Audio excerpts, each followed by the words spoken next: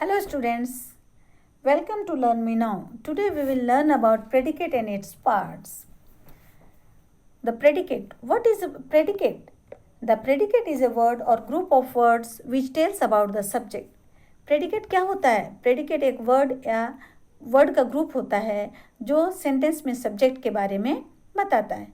See the example. The children are playing football. यहाँ are playing football predicate है जो बता रहा है कि children क्या कर रहा है. Let's see the parts of predicate. Predicate में कौन कौन से पार्ट्स होते हैं?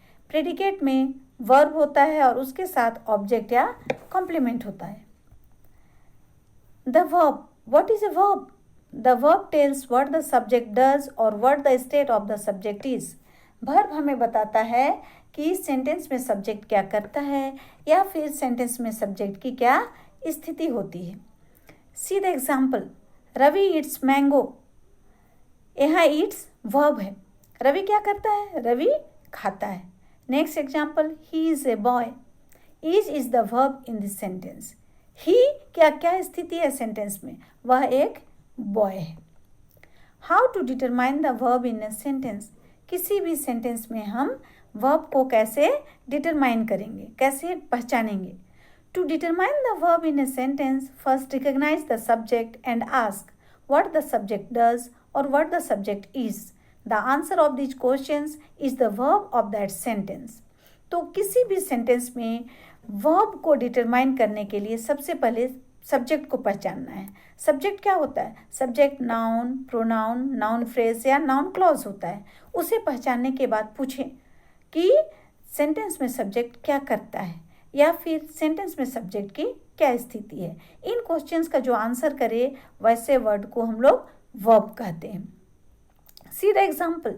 Ravi eats a mango. Ravi subject है, उसे पहचानने के बाद पूछें कि रवि क्या करता है. सो रवि ईट्स, तो रवि खाता है, तो Yeats is the verb here. Let's see the features of verb. Verb को अच्छे से जानने के लिए उसके फीचर्स को देखें. The verb tells what the subject does. Sentence में वर्ब क्या बताता है? वो बताता है कि सेंटेंस में सब्जेक्ट क्या करता है, सब्जेक्ट के काम के बारे में बताता है. सीधा एग्जाम्पल. राम ईट्स. इस सेंटेंस में राम सब्जेक्ट है, वह क्या करता है? ईट्स करता है. So eats is the verb. It tells what the subject is. Verb हमें बताता है कि सेंटेंस में सब्जेक्ट क्या है, उसकी क्या स्थिति है, वह कैसा है. सी the example. The horse is white. Is यहाँ पर वर्ब है और द हॉर्स सब्जेक्ट है. द हॉर्स जो सब्जेक्ट है उसकी क्या स्थिति है इसमें, वह कैसा है? वह वाइट है. सो है is the verb. It tells what is done to the subject. Verb हमें यह भी बताता है कि सेंटेंस में सब्जेक्ट द्वारा क्या किया गया या सेंटेंस में क्या हुआ, what happen in the sentence. C the example. The glass is broken. Glass जो सब्जेक्ट है वह टूट गया, तो is broken is the verb here. It tells what the person has. Verb हमें यह भी बताता है कि सेंटेंस में जो पर्सन है, जो नाउन है, सब्जेक्ट है, उसके पास क्या है, वह किस चीज़ को पोजेस करता है, किस चीज़ को ओन करता है, वह किसका मालिक है. सी the example. The man has a big car.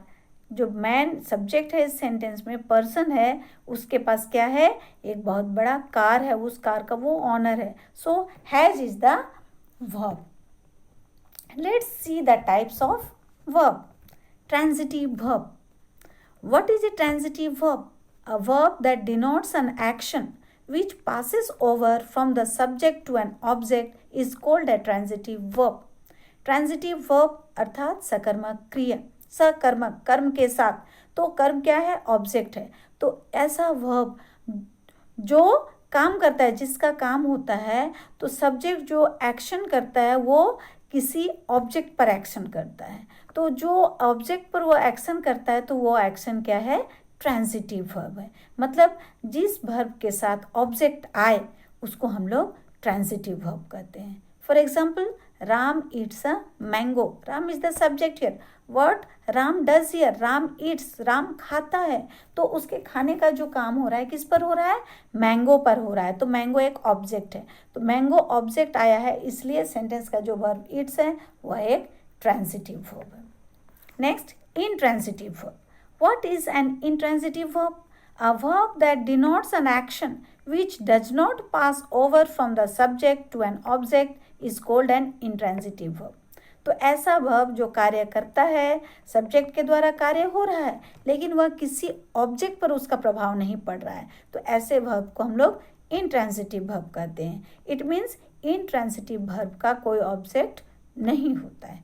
For example, she seems beautiful. Seems ये इंट्रांसिटिव वर्ब है, इसके बाद कोई ऑब्जेक्ट नहीं, इसके बाद जो वर्ड ब्यूटीफुल है वह एक कॉम्प्लीमेंट है. Next, linking verb. What is a linking verb? जैसे कि इसका नाम हम सुन रहे हैं, लिंकिंग वर्ब, लिंक करने वाला. A verb that links the subject of the verb with noun, pronoun और adjective is called a linking verb. ऐसा वर्ब जो सब्जेक्ट का लिंक, सब्जेक्ट का कनेक्शन सेंटेंस के दूसरे वर्ड अर्थात नाउन, प्रोनाउन या एडजेक्टिव के साथ करता है. मतलब सब्जेक्ट का कनेक्शन नाउन, प्रोनाउन या एडजेक्टिव जो आता है उसका जो कनेक्शन करता है वो लिंकिंग वर्ब कहलाता है. तो लिंकिंग वर्ब में कौन कौन आते हैं? B verb. बी मतलब होना.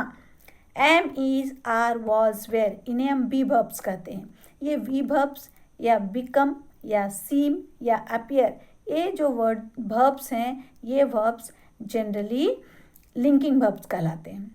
सी the example, he became a doctor. वह डॉक्टर बना. तो ही सब्जेक्ट है, अ डॉक्टर एक नाउन है. तो ही और ए डॉक्टर के दोनों के बीच का जो कनेक्शन है, दोनों के बीच का जो लिंक करने वाला वर्ड है वह है बिकेम, इसीलिए इसे लिंकिंग वर्ब कहते हैं. नेक्स्ट है ऑक्सिलरी वर्ब या helping verb. What is an auxiliary verb? A verb that helps the main verb to show the time, tense and possibility is called an auxiliary verb. Auxiliary verb को हम लोग helping verb भी कहते हैं. जैसे इसका नाम है हेल्पिंग, मतलब हेल्प करने वाला. तो ये हेल्पिंग वर्ब किसको हेल्प करता है? मेन वर्ब को. मेन वर्ब को किस काम में हेल्प करता है? टाइम बताने के लिए, टेंस बताने के लिए, प्रेजेंट टेंस, पास्ट टेंस या फ्यूचर टेंस किस टेंस में इसको बताने के लिए, या फिर पॉसिबिलिटी क्या होने वाला है, संभावना जो मॉडल्स में होता है उसको बताने के लिए जिस वर्ब का यूज़ किया जाता है उसे हम ऑक्सिलरी वर्ब कहते हैं. तो ये ऑक्सिलरी वर्ब कौन कौन से होते हैं? वर्ब का जो फॉर्म होता है टू बी फॉर्म, जैसे हमने ऊपर देखा लिंकिंग वर्ब में बी वर्ब, तो be, am, is, are, was, were, ये बी फॉर्म्स होते हैं वर्ब के. ये ऑक्सिलरी वर्ब्स हैं. To do form, to do करने वाला, डू, डज या डिड, जो कि सिंपल प्रेजेंट या सिंपल पास्ट में यूज किए जाते हैं, इनको हम लोग टू डू फॉर्म कहते हैं. टू हैव फॉर्म, पॉजेस करने वाला, हैज़, हैव, हैड, ये तीनों टू हैव फॉर्म कहलाते हैं वर्ब के. तो ये to be form, to do form और टू हैव फॉर्म, इनके साथ मॉडल्स, मॉडल्स में modal verbs can, could, may, might, shall, should, will, would, must, ought, need, dare और भी has to, have to, had to, ये जितने भी सारे मॉडल वर्ब्स हैं ये सभी ऑक्सिलरी वर्ब्स कहलाते हैं. तो ये कॉमन ऑक्सिलरी वर्ब्स हैं जो कि मेन वर्ब को हेल्प करने के लिए किसी भी सेंटेंस में यूज़ किए जाते हैं. See the example, I am teaching you English. मैं आपको इंग्लिश पढ़ा रही हूँ. यहाँ आई सब्जेक्ट है और टीचिंग, टीचिंग क्या है? टीच मेन वर्ब है. तो इस मेन वर्ब को हेल्प करने के लिए एम आया है. तो एम क्या कर रहा है? उसको प्रेजेंट कंटिन्यूअस टेंस का बता रहा है कि ये प्रेजेंट टाइम की बात हो रही है, कंटिन्यूअस टेंस की बात हो रही है. तो इसको दिखाने के लिए एम का यूज़ किया गया है जो एक ऑक्सिलरी वर्ब है.